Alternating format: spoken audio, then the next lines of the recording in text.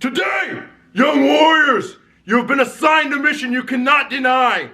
You will follow the gods into Scottsdale, Arizona, where we will explore the haunts and the training of the ultimate warrior, where the warrior reached up from the gods, pulled down the strength from the little warriors, and called himself the One. And then we will go to where the ultimate warrior was called home. Daze with Jordan the Lion. It begins now. That's right, my friends. I am a huge Ultimate Warrior fan, as I know most of you are. So today, I finally tracked down where his gym was, where the university was, and I think you guys are going to have a great day today. We're going to explore what made the Ultimate Warrior great, what he did in his time outside of wrestling, and how it all ended for him. The Winged Eagle.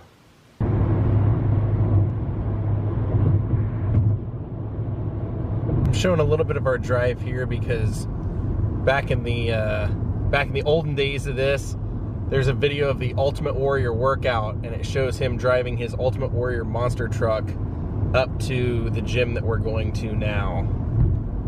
But it's not a gym anymore.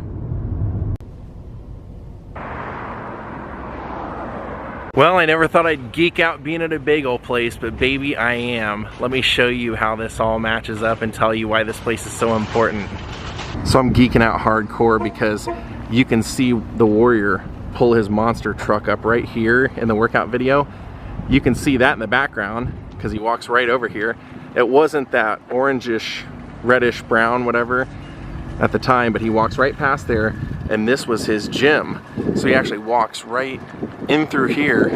All these shrubs were a lot higher at the time, but they were there at the time, and he walks right through here into the front door.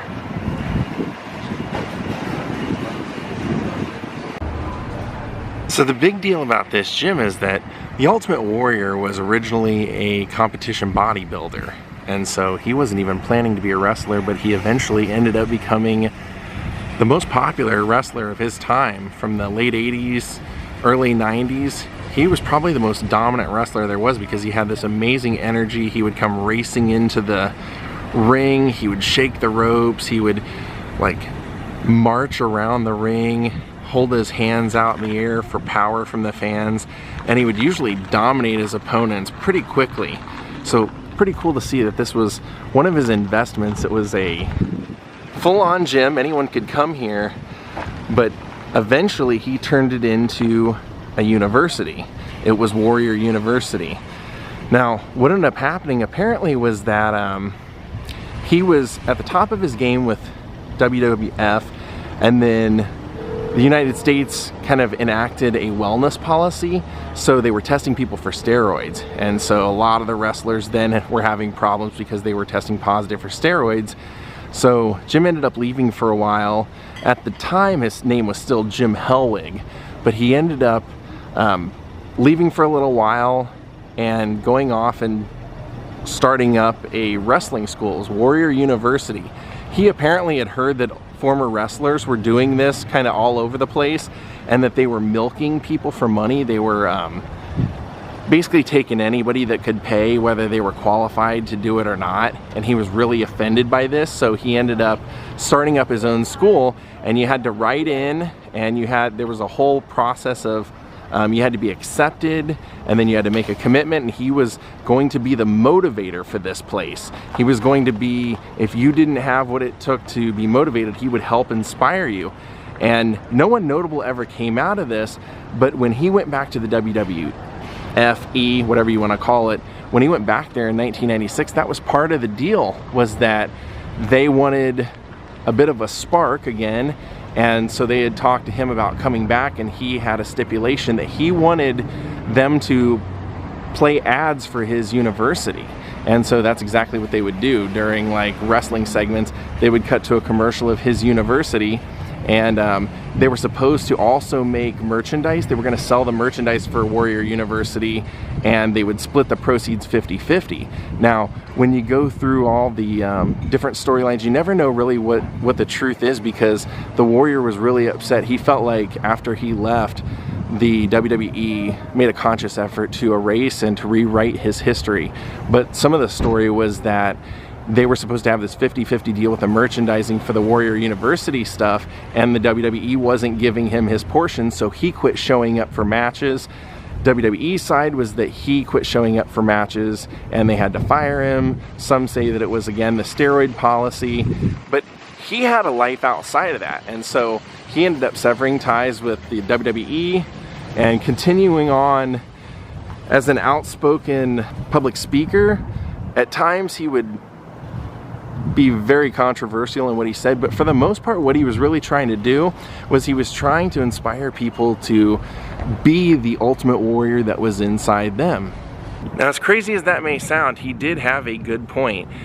What his personal belief was that every person, because you are a human, you have the ability to learn anything and that you can do anything, and that every person has the ability, has a genius inside of them, that if they follow it, it will make them great, and that most of the time people give up on that genius. They have it when they're a kid, this unadulterated passion to do something, and then as they grow up, people dissuade them from doing that. And he said, everybody in a room could be as great as the Ultimate Warrior if they just have the passion to go and actually try and do something. And so that's what he would always try and inspire people to do with his school, his university. That was the main thing. It eventually ended up going into becoming an online school where you could pay a membership, and he would post videos with workouts and motivation. He ended up having to copyright his name. He became, well, not only copyright, he became officially the Warrior legally, because the WWE was starting to use his image in different things,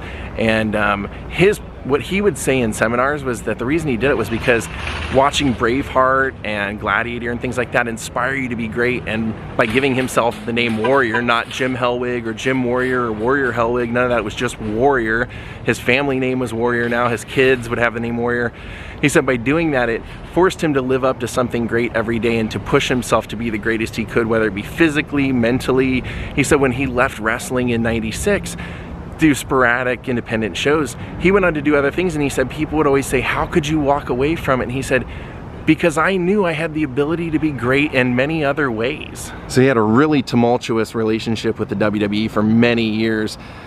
They would end up posting a self-destruction of the Ultimate Warrior DVD. He would sue them over that because he had the name Warrior and he had created the character. When they went to court, he actually won in regards to he had the trademark, he owned the rights to the character, but that WWE could still release what the footage that they had of him for different things, but couldn't do it in a disparaging manner. And he had tried to sue them for, you know, defamation of character. And basically what it came out to was the judge said, you, everywhere you go and talk, you defame the WWE, so it's kind of a wash. But eventually, through many years of him fighting with the WWE and fighting with Hulk Hogan publicly on the internet and in interviews and everything, they basically just hated each other for many years. It all kind of changed in 2013 when the 2K video game was releasing a 2K14 wrestling game and made a deal with the Ultimate Warrior to have him as an add-on character, which kind of opened the doors and showed that Warrior was now maybe open to mending the fences with WWE.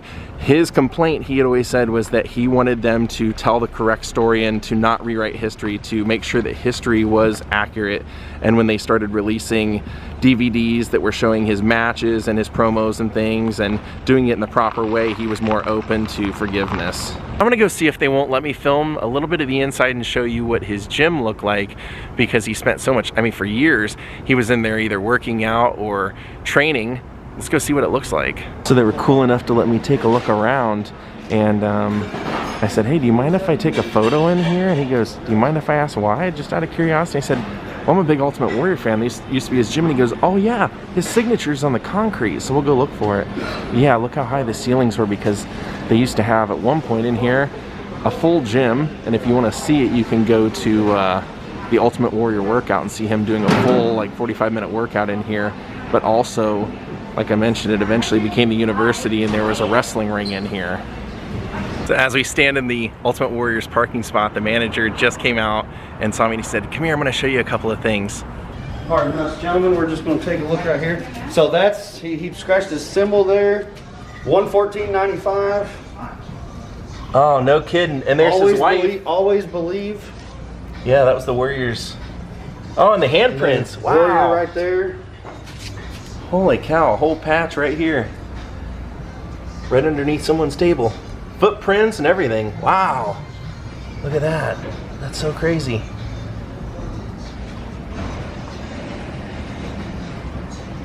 Unbelievable. Wow. He's going to show us one other thing that remains from when the Warrior owned this place.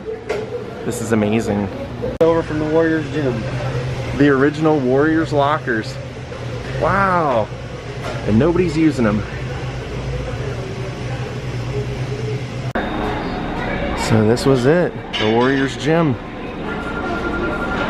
All right, now we're gonna take off from here, and I'm gonna tell you how the Warrior and WWE mended the fences and how it all and where it all ended for the Ultimate Warrior. And there are the front doors of Warrior Gym and Warrior University.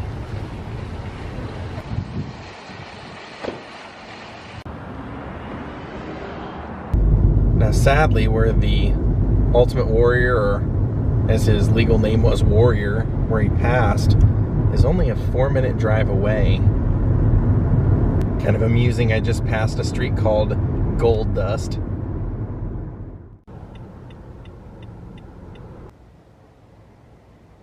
So it's undeniable that the Ultimate Warrior had a lot of hard feelings with the WWE for many years, but he somehow always saw Vince McMahon as a father figure, and when the WWE had tried to induct the Ultimate Warrior before, when they had the WrestleMania, they always do the Hall of Fame inductions at WrestleMania. When they were doing it here in Phoenix, they tried to induct him and he wasn't ready. But when it came around to the 2014 class, he decided that he was ready, and he felt that the WWE had made enough of an effort to try and tell the correct history, as I mentioned he wanted, that he decided to accept the induction. And so he ended up going to Connecticut, meeting with Hunter Hearst Helmsley, that's not his real name, but that's his character's name, Triple H, and they agreed that he would be inducted and that they would have no ill feelings during this. They weren't going to say anything negative about each other for any reason. They were only going to focus on the positive. And so the Ultimate Warrior went, had this fantastic induction ceremony. He had Linda McMahon, because he was close to her, going way back in his days in the organization. He wanted her to induct him. He went into the Hall of Fame. The next night was WrestleMania. He went out, took his bow out there, got a huge fan response, and then he went to Raw the next night and made an amazingly powerful speech. Now, what's really sad is that the very next day after his appearance on Raw, after that big weekend, the Ultimate Warrior had a heart attack and passed away at the age of 54 years old. Now, it's strange that someone who finally had made amends with everyone, let go of any ill feelings, that now that he had let go, his time was up. It was almost like his mission was finished. His ultimate act of forgiveness was there. But where I'm at right now is actually where he passed away, and I wanted to show you where it was, but I also wanted to read to you his very powerful last speech that he made at Raw, because so many people since have said it's almost like he knew he was going to die the next day. And people had said that the whole weekend, it was of course a big exciting weekend, being inducted and all the festivities, gonna have a lot going on, very exciting, that he was kind of looking frail. Even though he was very muscular, he was kind of moving around slow and was sweating profusely and was breathing very heavy. sadly, right here, at the time it was the Gainey Suites of Scottsdale, he passed away here, and I'm going to show you where it was. So literally, right after that big 3-day weekend of him being the centerpiece of that Hall of Fame, he really was the biggest person. They always induct some group of, you know, historic wrestlers, but there's always one big one, and this year it was the Warriors' year. One night after Raw, he was leaving this place, this Gainey Suites at the time, walking out to his car with his wife Dana.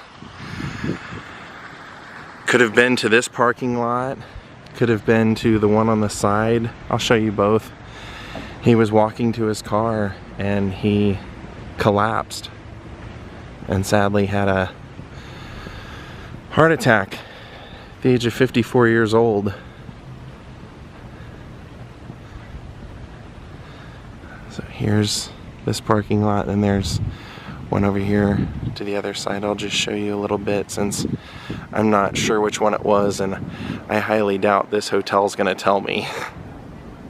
To me, seeing where someone had their last moments, where they saw their last sky, their last surroundings, took their last breaths, it's important to see those kind of places, even if it's sad.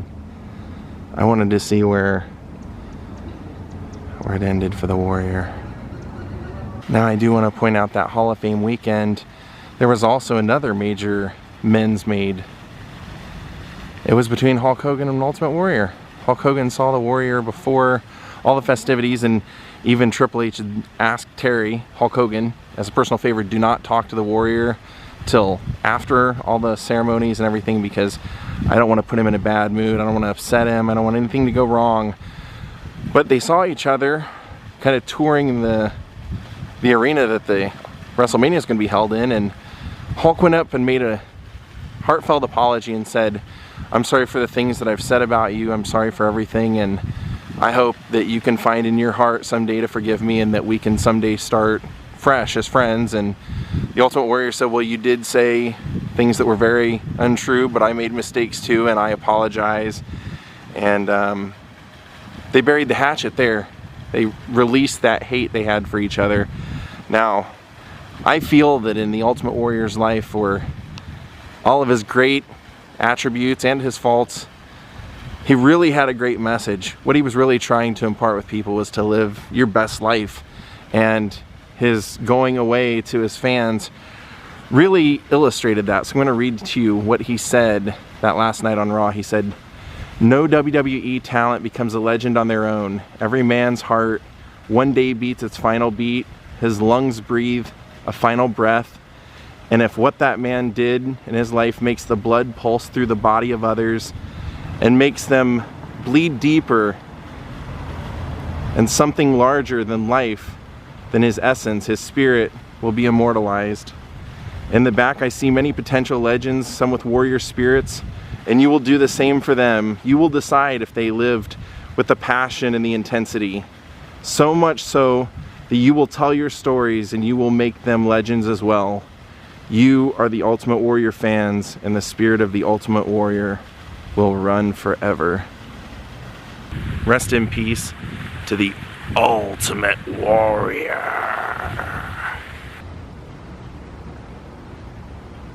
Well, have a great night, everyone. I want to thank you all for watching and giving your time and respect to the life and the career and the belief of the Ultimate Warrior. Thank you, Dina Boyd, for becoming my newest Patreon. Thank you, Ann Nelson, for your contribution. Thank you to all of you watching and the warrior spirit. And remember, always believe.